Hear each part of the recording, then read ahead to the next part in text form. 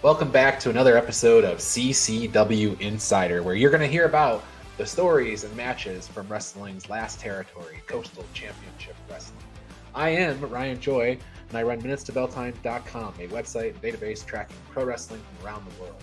On this week's episode of CCW Insider, you're going to hear part 2 of my interview with Jonny Nova, one half of the CCW Tag Team Champions.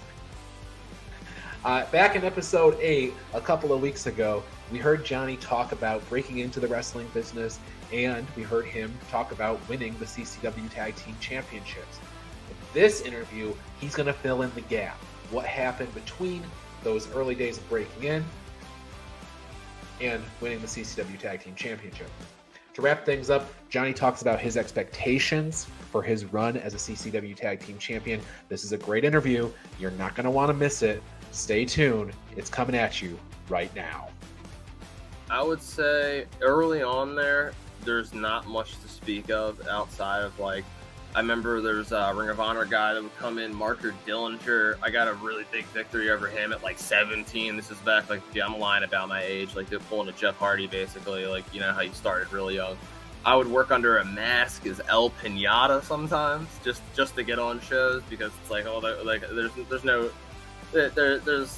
there's no way to tell. So there's not much to speak of out there, but I was learning what it takes to perform in front of a crowd. I could tell certain things I did weren't working. I could tell certain things that I did were working. There was a lot of pros and cons to it. I was still pretty not smartened up to a lot of things.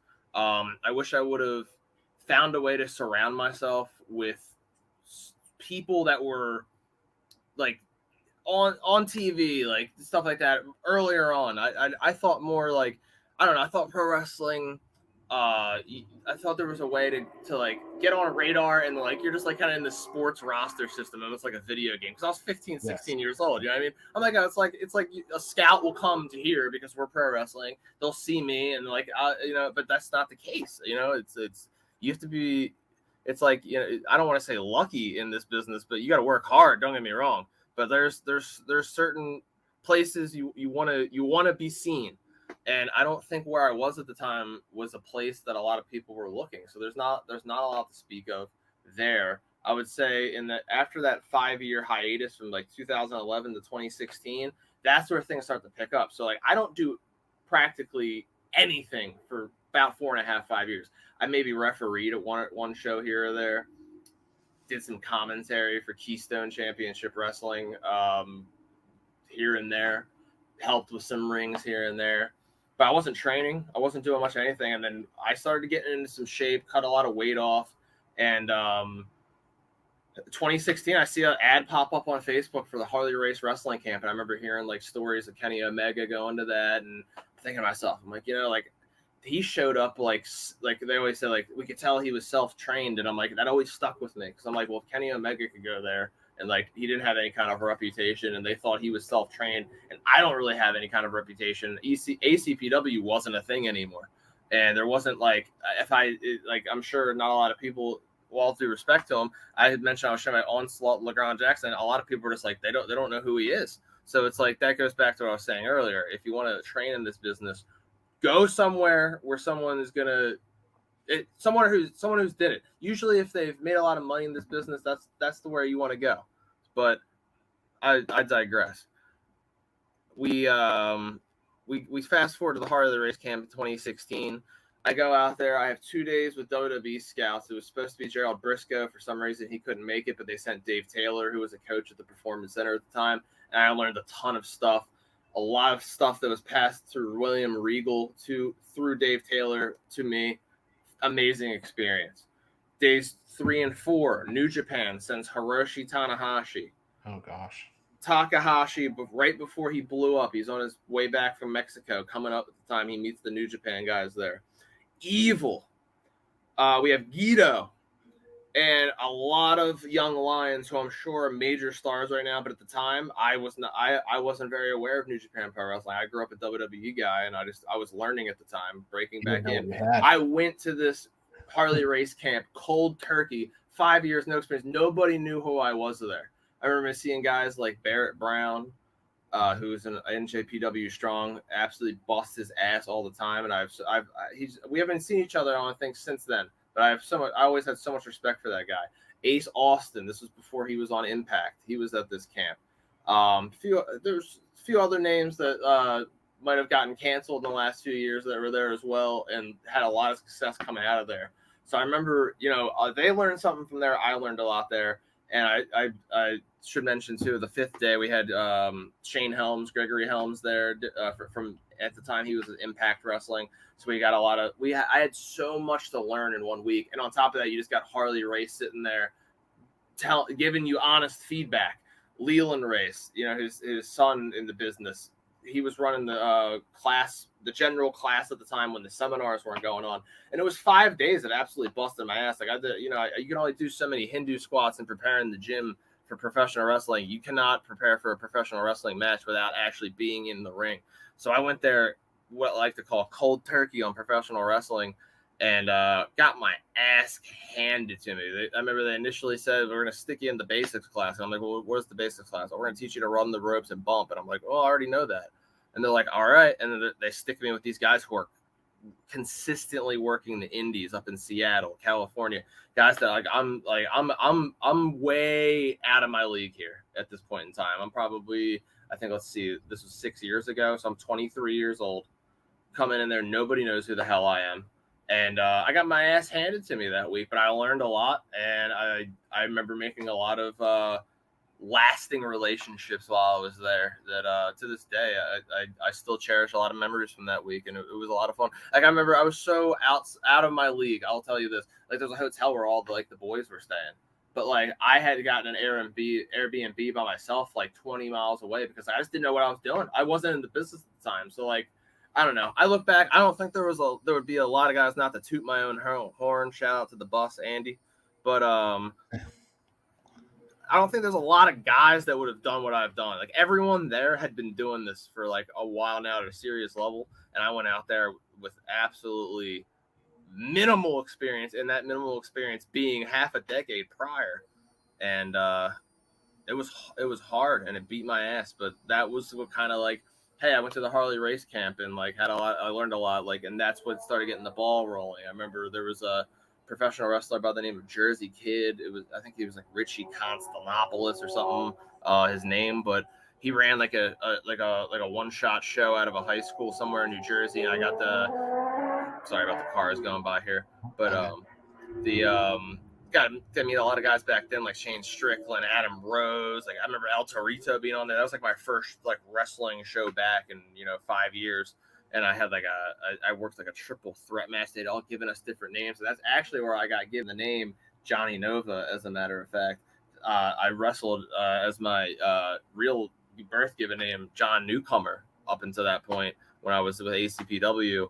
And he wanted something like original characters for this federation that he was planning, and nothing ever ended up happening with the show after that. So I just kind of kept the name. I've written a promo that ended with Jonny Nova is Goin Ova, and I don't know, everyone loved it at the time, and it kind of stuck with me. I was able to use that always Ova as a nickname, and it was like a missing piece for me to give me some sort of identity, some sort of something to announce besides just here's this guy that wrestles.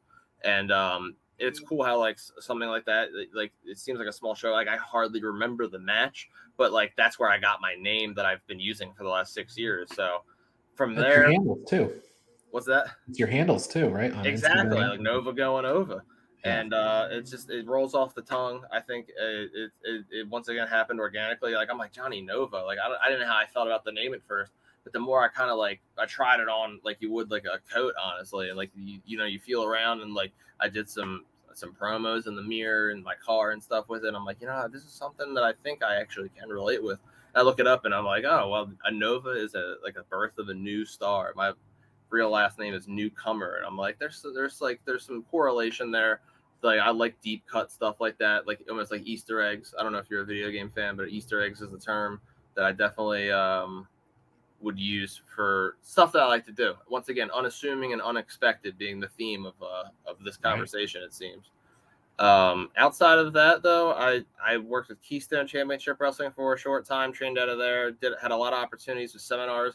Kareem Was the owner of that school. He had trained under Taz at the ECW school in the late 90s, early 2000s, like right before the buyout of ECW happened. So there's a famous video of him snapping his leg like Psycho Sid style online.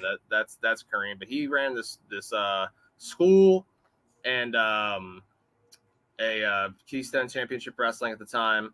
That's where I met one of my good friends in the business, Darian Hardway. It was pretty much myself, Darian Hardway, and my good friend Nick Cox working triple threats, singles, and tags against each other for about a year and a half, and like just kind of giving a stage to go out there in front of like people that were coming to see guys like Ultimo Dragon, coming to see guys like I remember we brought in like Ron Simmons, Eugene, New Jack would show up from time to time. So that was like finally, like I felt like I was dipping my toes into like where I needed to be, like around guys that had been there, guys that have transcended the independence, and I was learning a lot as they would come through. Nobody that would ever stick around per se, but KCW opened up a lot of opportunities for me to learn from people who had been to the top of the mountain, as we say. After KCW went and folded in, like I would say, early 2019, one of the last bookings I had through KCW was like an ACPW reunion show from like way back when I first started. And they wanted to do Delco Mania, where I was from, and I think that's where Damon Feldman first saw me, because it was like Delco Mania, and he's like, Delco. He has his documentary coming out, the 16th minute, the play on words. They tried to say he had his 15 minutes of fame, and he's pulling out like the 16th minute. So I think he saw like this Delco Mania thing going on. My buddy and I, Nick Cox, roll into there. We're Team Pone and Bone at the time. He was the stud muffin, Nick Cox. He would shave a diamond into his chest. Very much a pretty boy character. You can see these kind of like a common theme with my tag teams, like with him. We walk in there against Riot City.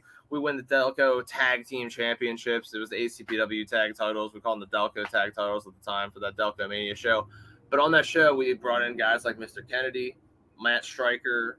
I'm probably forgetting a few names, but the main guy there is Mr. Kennedy, Mr. Anderson. I approached him in the locker room. I told him, I was like, I know you have a school. Ours just closed down. What do we got to do to like get out there and just anything? And he made me an extremely generous offer to come out for a week. I took him up on that. Not everyone that got that offer took him up on that. Going back to the Harley Race thing, not everyone takes these opportunities. I think it's a huge risk when you're traveling across the country to learn how to like throw yourself on your neck. You know what I'm saying?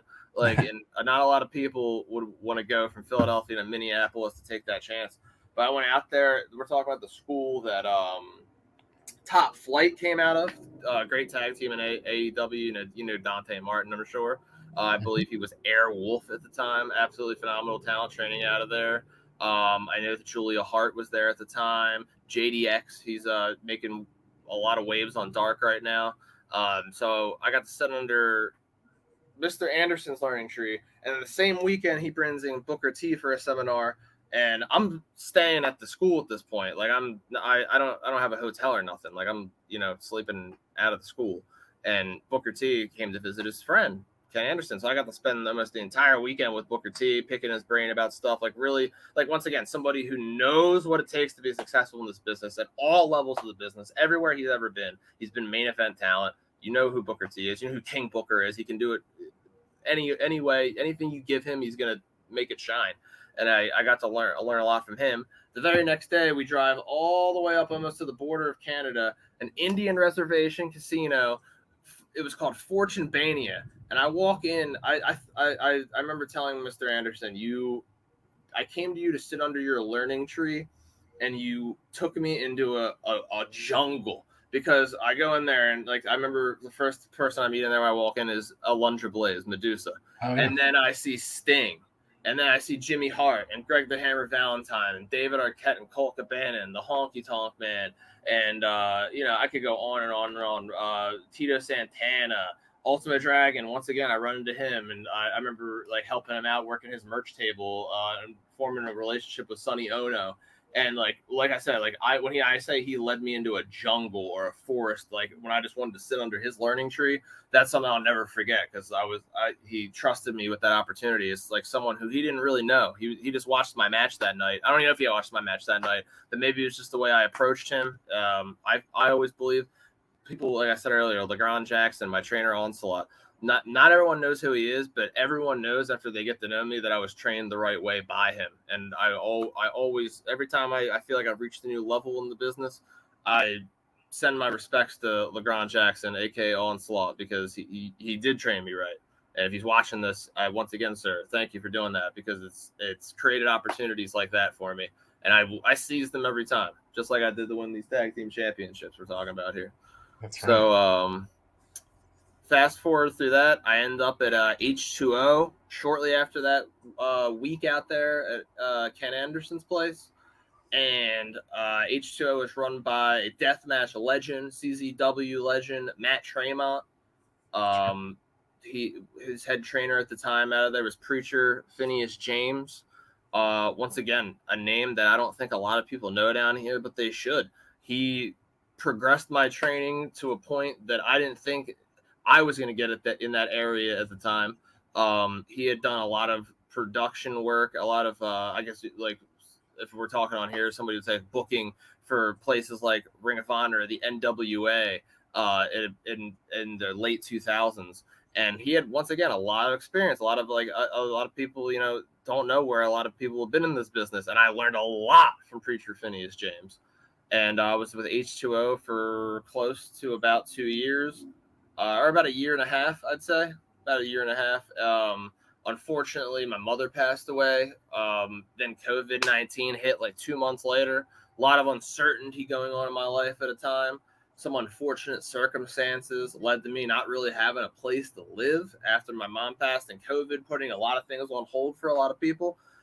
Fortunately, one of my good friends who comes from way back in my backyard wrestling days, because I don't know if we're allowed to talk about that, but like most guys have done it. Jason Henning had graduated from Stetson University down here in Central Florida, and he was looking for a place to live. I needed a place to live. He's always been an extremely big supporter of all my hopes and dreams, and he told me to come down here. And I came down here. I sat on my ass, depressed as hell for 6 months. I'd never lived that far away from home before. I grew up in the same two houses, my grandparents' house and my parents' house.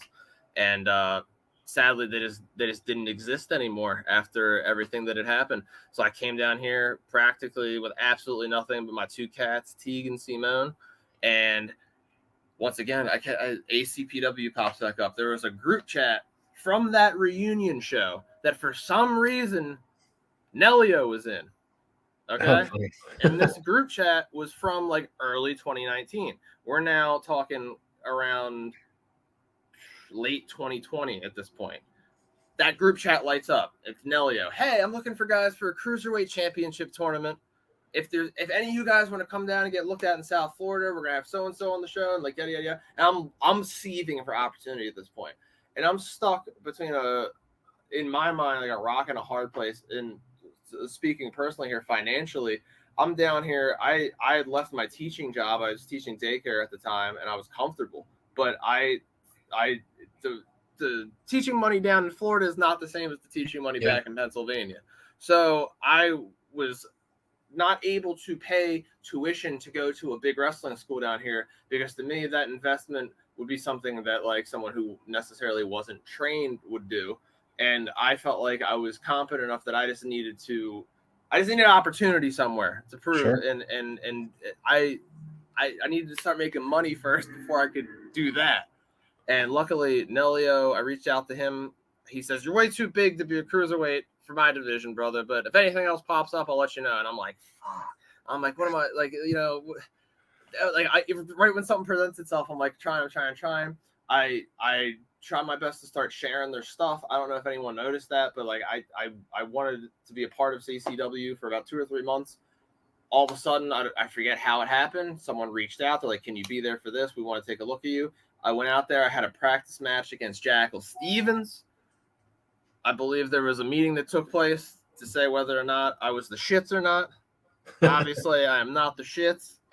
And next thing you know, here we are a year later. I'm the CCW Tag Team Champion. And I think it's crazy that you can look at a group chat from like a year and a half ago, and then like he was just looking for guys, and it's just like I was like that's like what I'm talking about earlier with like destiny, and like if you believe in that sort of thing, it's like every time I think like I'm drifting away from wrestling, there's like this golden opportunity that presents itself, and I grab it by the throat every time, and it's just I'm just not gonna let go this time.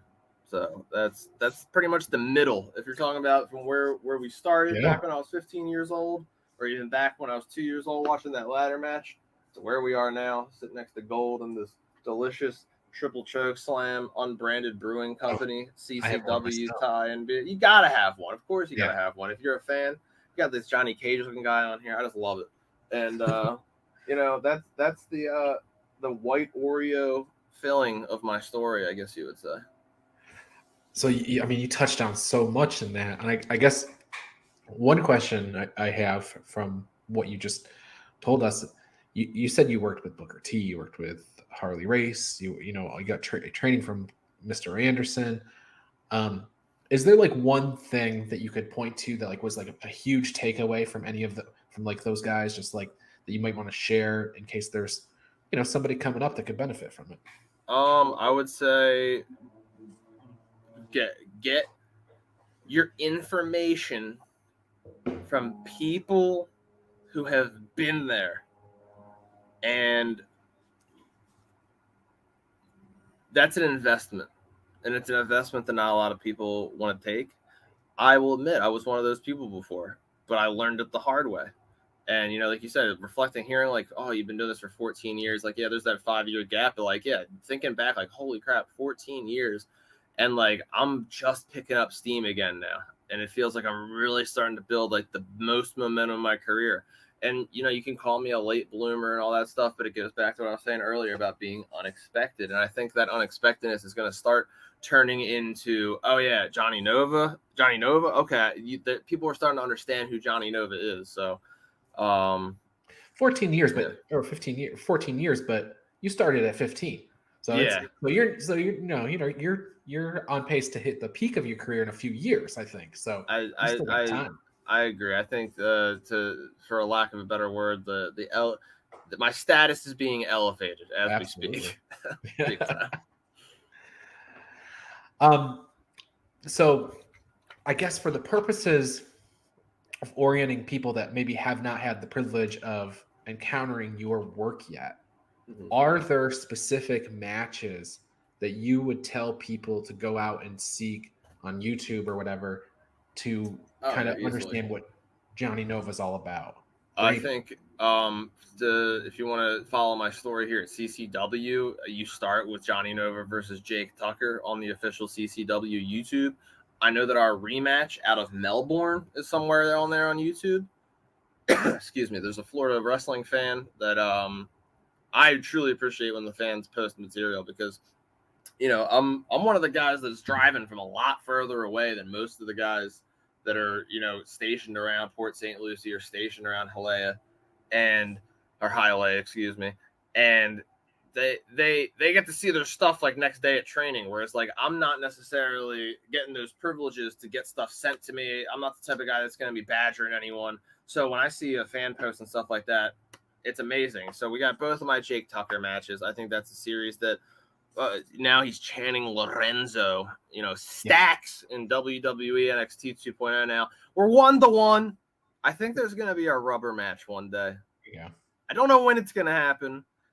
Who knows where it's going to happen? I think we both hope it's going to happen at a certain place, but that will happen again one day. But the Jake Tucker series, I think, is two guys who aren't CCW regulars going out there, two different flavors. A guy like me who came out of that South Philly, New Jersey, kind of like almost the deathmatch scene. I would never call myself a deathmatch wrestler, but I was wrestling on deathmatch shows for a long time.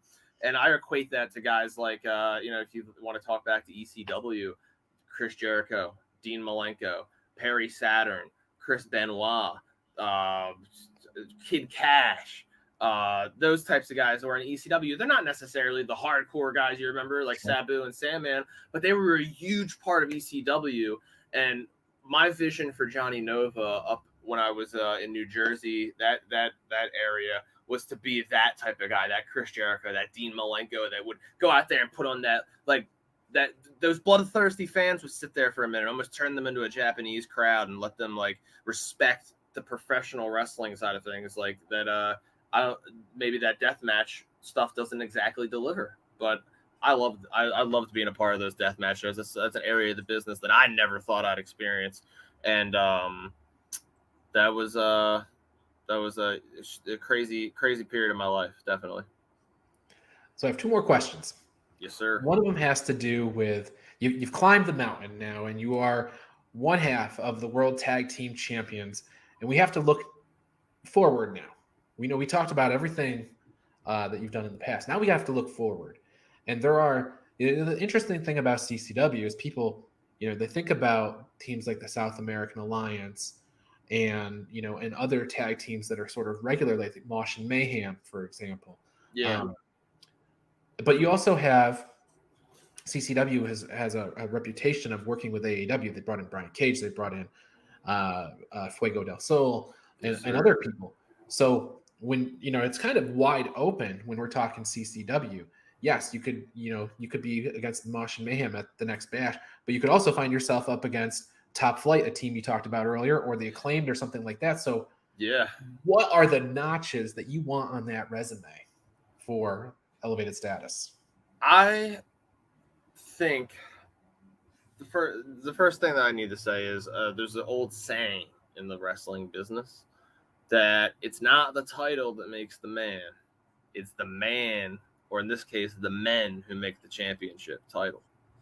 And I had stated before, I genuinely believe deep down in my soul, two tag team champions that are on the same page holding the tag team championships is not a good look for your tag team division. And ERA and I spotted that weakness in Coastal Championship Wrestling, and we decided to elevate the status of the tag team championships. And to continue to elevate the status of the tag team championships, I would say we would have to face teams like the Acclaimed and Top Flight, maybe teams like Chaos Project or the Gun Club, or if we want to look at Impact Wrestling, maybe even the Bullet Club. We need to be tested. If we are calling ourselves the last territory, we need to do what those territories didn't do back in the day to thrive and survive, and work together to bring the best product to the great fans of South Florida. And that's the point of elevated status. I know we get booed when we walk out there. I know ERA doesn't exactly have the respect of all the fans that maybe I do or certain other wrestlers do. But make no mistake that elevated status isn't necessarily a selfish thing. It's not necessarily a self-fulfilling prophecy. It's elevating the total status of that right there, CCW. So the better that we do, the better that we fight out in that ring, the better that we can beat out there in that ring and walk away retaining our championships. What does that say about CCW in that case? A lot, a hell of a lot. And I think that should be what the future is. And no matter what comes our way, even if it is working with teams that are under just the CCW umbrella, like you mentioned, Mosh and Mayhem. I know I've spotted a team better together popping up here lately. I know there's a lot of guys that I have personal history with, and ERA has personal history with, that might want to team up to take us on in an oddball fashion that a lot of people say that ERA and I are, a mixed match tag team. And I think that there's a lot of possibility for the future, but the one guarantee is that we're going to continue to elevate the status of these tag team championships. And that's enough said. Yeah, so I'm going to look directly into the camera. I know CCW Executive Director Nelio Costa is probably watching this interview.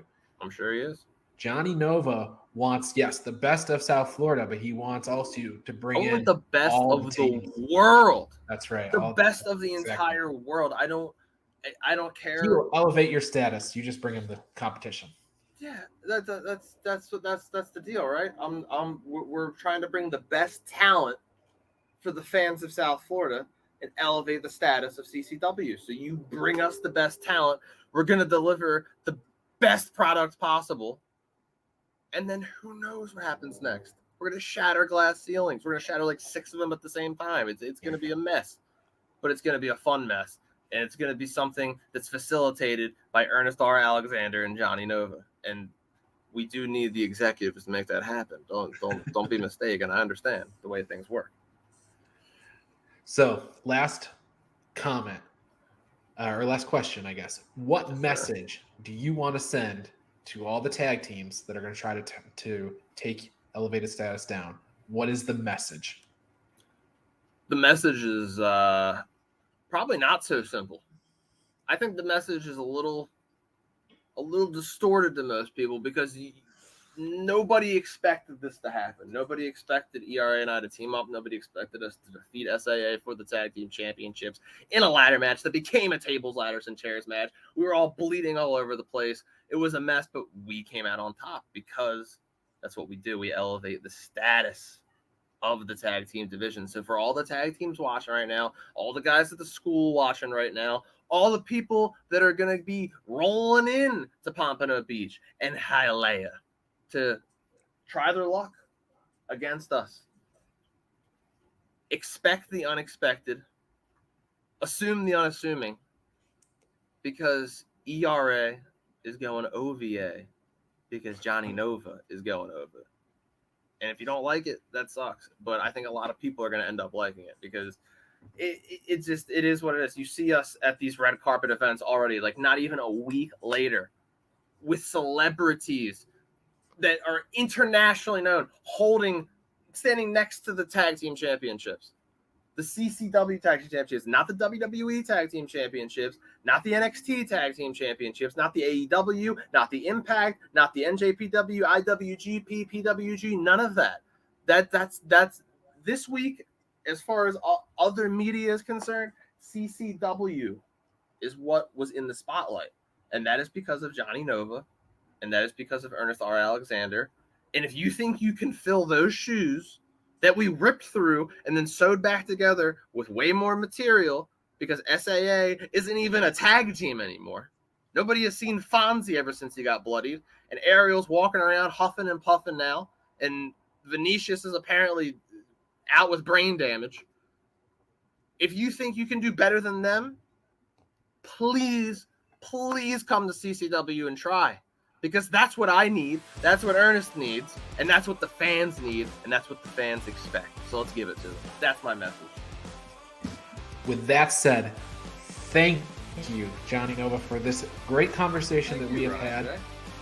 And everybody, you can go to CoastalChampionshipWrestlingFL.com. You'll see all the events that are coming up where you can see elevated status, defend those tag team titles. The last champions had 50 defenses. I think this team is poised for 50 in one night. Right? I'll pull a 24-hour Chris Hero marathon if I have to out there. I don't care. If they want to keep sending these people out there, I'll pull an old line out of my playbook. You're going to get pounded and boned. That's what's going to happen. Because your girlfriend's favorite wrestler, ERA, and your boyfriend's worst nightmare, Jonny Nova, are going over. And that's all we got to say about that. All right. With that said, thank you very much, sir. We'll cut it right here. Thank you. Well, that's our show for this week. Thanks so much once again to Jonny Nova. There is a ton in that interview, and I'll be honest, it bears listening to once again if you weren't paying close attention.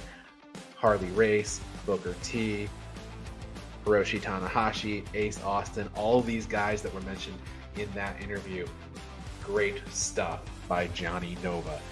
We have a bunch of great guests lined up for the next month. I'm really eager to talk with those people and share those interviews with you. So in the meantime, follow us on social media. I'm Minutes to Bell Time on Facebook and Instagram, Mins to Bell Time on Twitter. Be sure to watch Alive Wrestling each and every Tuesday on the CCW YouTube channel and follow Coastal Championship Wrestling on Facebook and Twitter. We'll see you next week.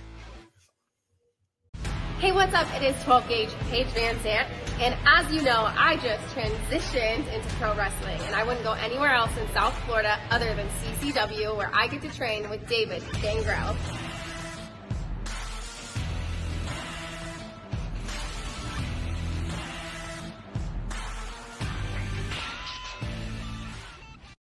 You have been watching CCW Insider, produced by Minutes to Bell Time in association with Coastal Champions.